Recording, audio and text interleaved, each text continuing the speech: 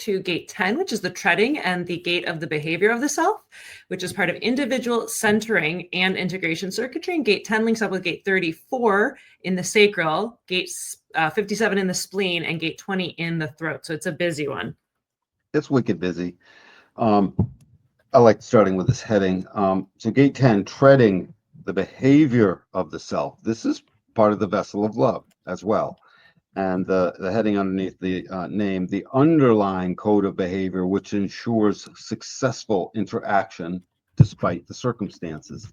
This in our body graph that helps empower and push a direction. Don't forget all the gates we've talked about so far are empowered by the sacral, the prime motor. So that means they're permanently energized or energizable, and they're waiting for that. So this treading on the tail of a tiger, beware. That's a way to, it's an old statement. It just means in the old days when they would catch a tiger or a lion in certain villages, they would taunt it. And the men that felt brave enough, and I imagine some women, would step on the tail of that tiger. And they had to be very careful of their behavior in that moment, obviously, for obvious reasons, like a snake charmer. This is your behavior in all circumstances. And the reason they called it treading is because your behavior is never something you get to really fully dial out of, at least not for long. When you're sleeping, sometimes when you're just truly in the pocket of life or whatever. But even then, your behavior matters, and you're always quick to move your behavior. And the reason it's part of the vessel of love is because your adaptation of your behavior is what keeps you alive. Right? I mean, what was the example Ra would always give? It's if you take a boombox into the jungle, something's going to hear you and eat you. It's not appropriate behavior. It's not appropriate behavior to go, whatever. Lots of things are inappropriate behavior. You don't go to the funeral and keep blowing your nose or something. You step away, whatever it is. So we're always adapting our behavior moment to moment, conversations. The next moment you feel a certain something, you adapt your behavior, adapt your stance.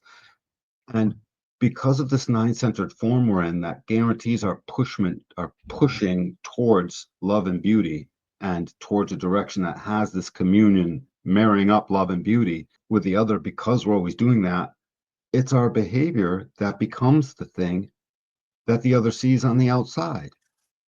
It's our behavior that smiles rather than frowns, and it's our behavior. Every facial expression is part of that behavior. How many muscles in the face? We're very expressive. And so that's this gate 10 in a nutshell.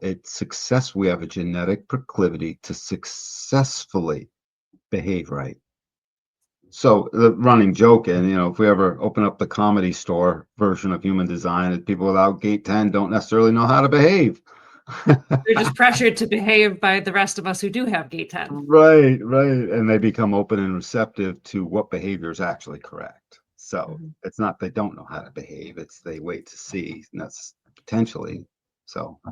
But we're always careful not to step on the toes of people, because there are no bad gates, there's no bad openness, there's no bad definition, there's no such thing. It's all perfect. But if you do have a gate 10, sometimes you don't know how to behave. I can relate to that. And that it's such an important energy within our design, and it links up with 3 other gates. Our